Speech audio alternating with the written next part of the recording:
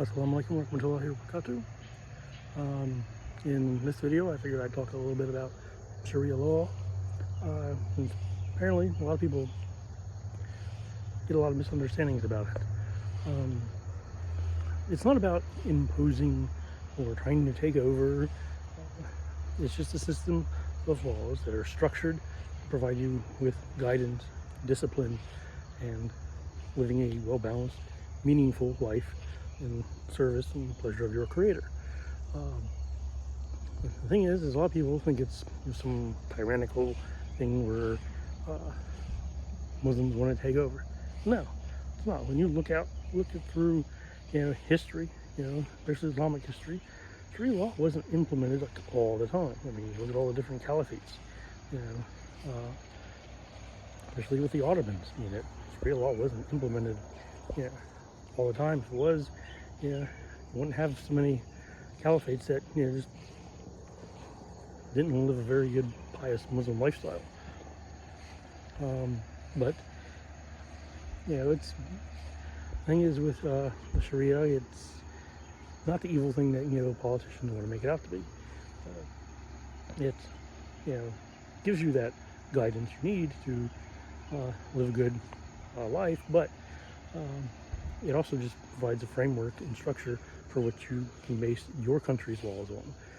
Just look at Malaysia, Indonesia. Those countries are thriving, and many of their laws are based on Sharia, and they have the largest Muslim population in the world in Southeast Asia. But you have here in the U.S., for example, lots of politicians, they want to cry about Sharia this, Sharia that, but it's not really a Sharia thing, is it? They're just openly telling you they hate Islam, they hate Muslims, and they just want to impose their particular form of ideology on you. They just don't want you to embrace somebody else's.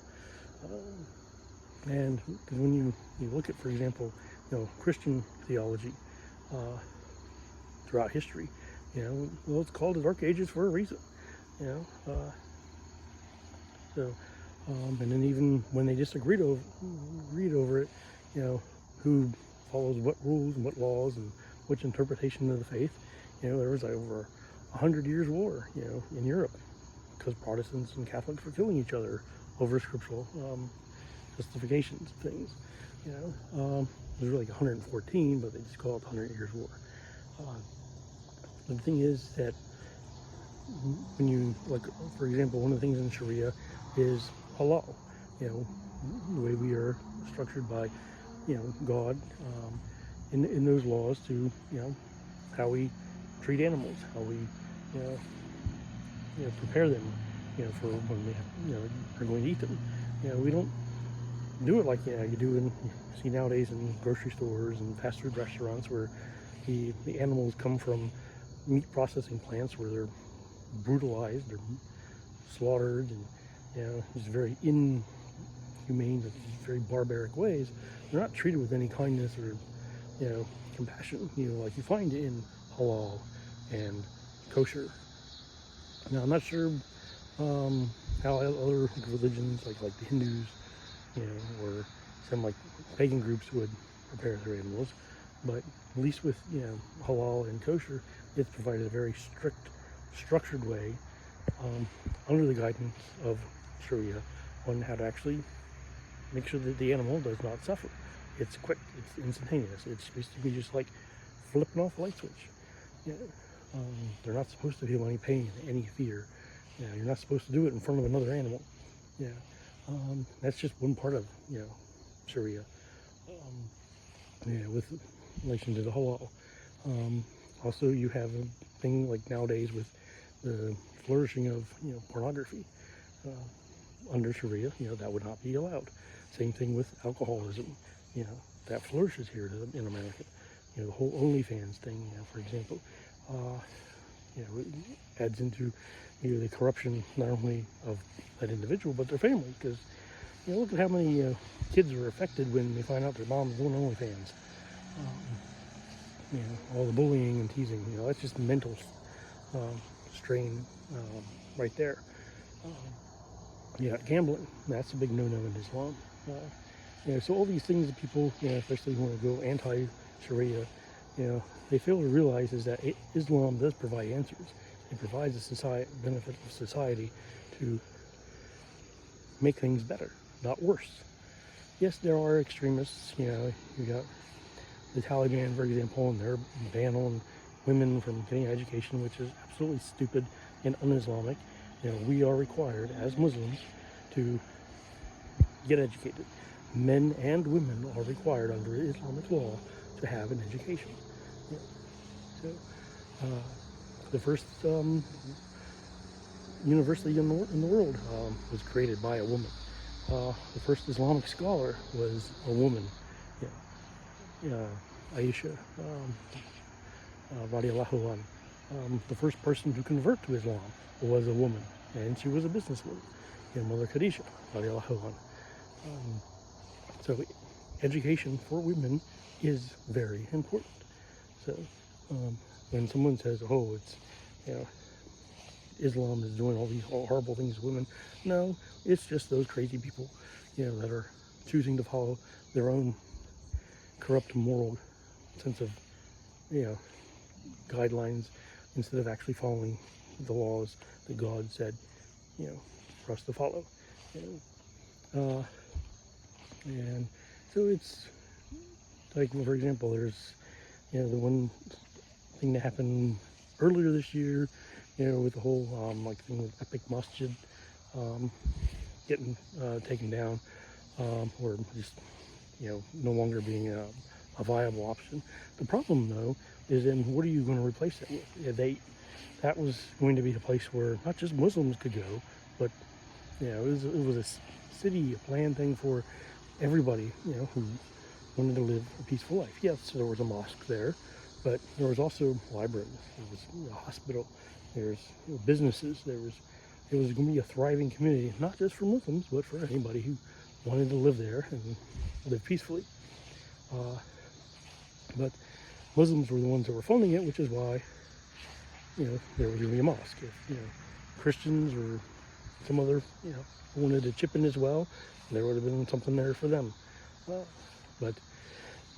And here's the thing, though, is a lot of people don't realize is that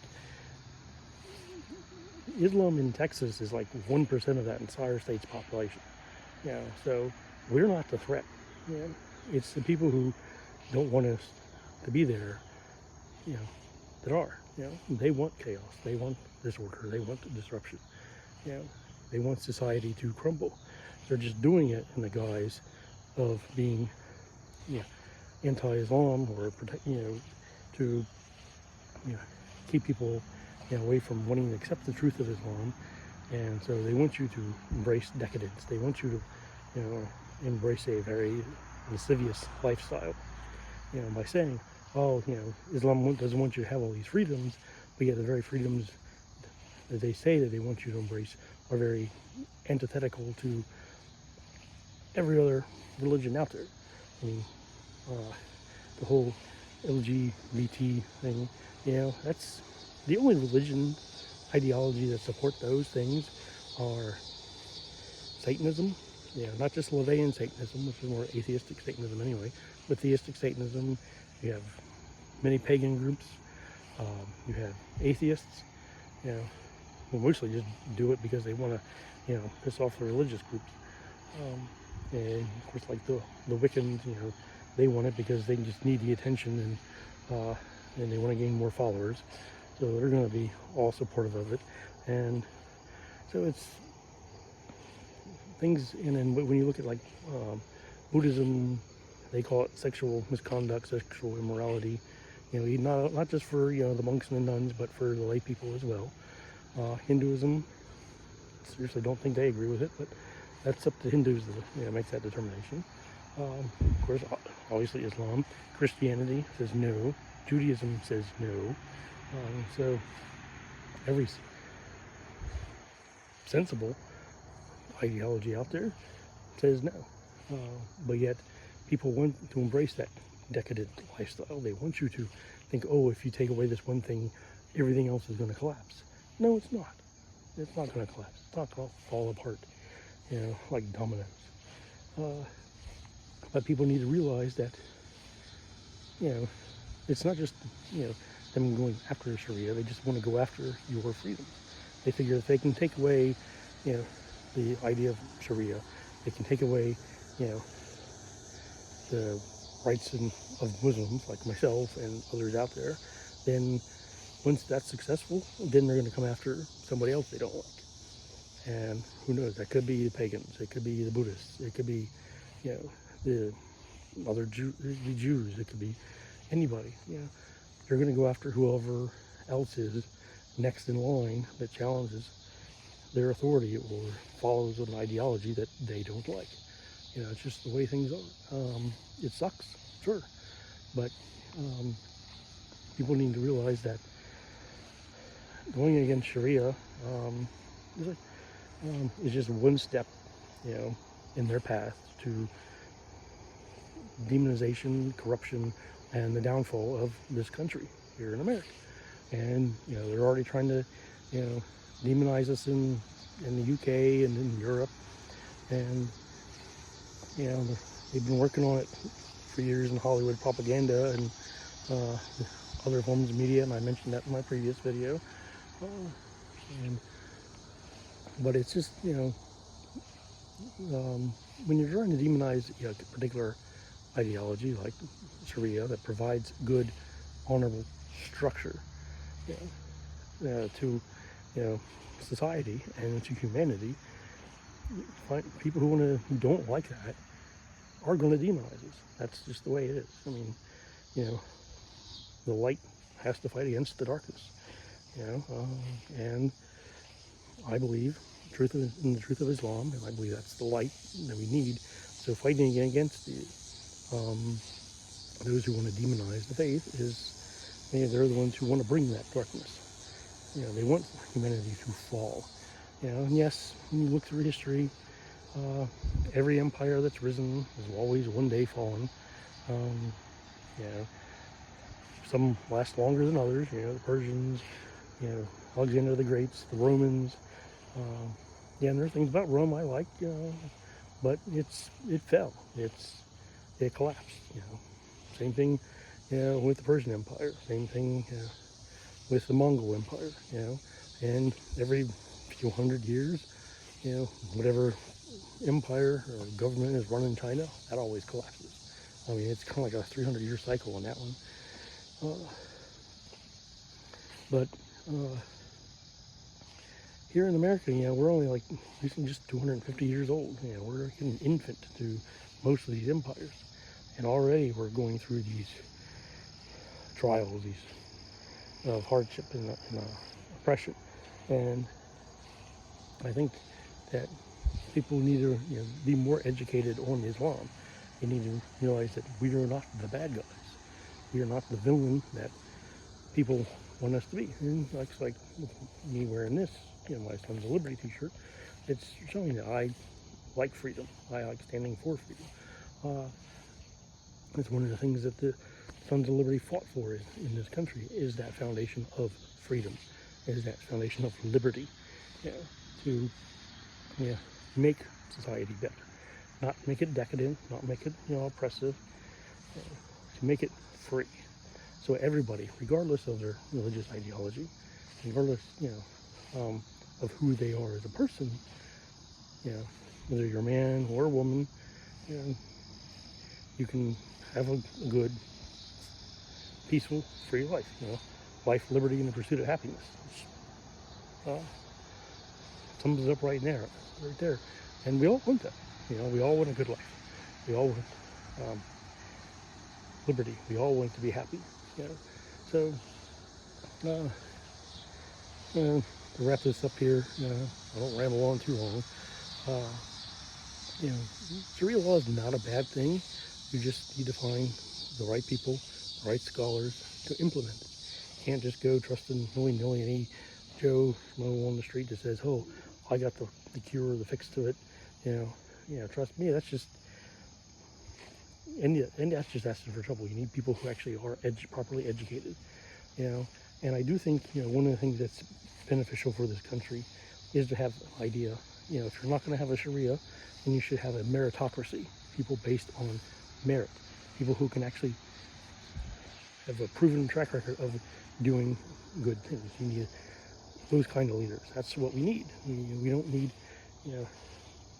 leaders who are just going to come in, work, for a year or two as a politician, then spend the rest of their life living in luxury, like most of these politicians do. They're in there, for maybe a couple years as a congressman or senator, and if they decide to no longer do it, they get a free ride for the rest of their existence.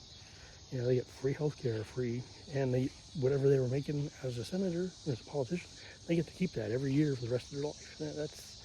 That's unfair. That's seriously corrupt. So I think there should be a cap on how long you're allowed to be in office, and especially pay wise, you should make whatever the state minimum wage is for that state you're representing. That's what you should be getting paid, because it'll make you more a man of the people, or woman, and you'll be more interested in working for the benefit of the people that you were supposed to serve. You were supposed to serve them. They're not supposed to serve you. You were in that job to make their lives better, not worse. Not to make your life better while they all suffer. But these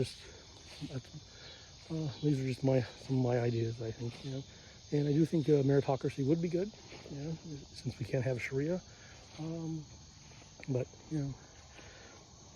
let me know what you think.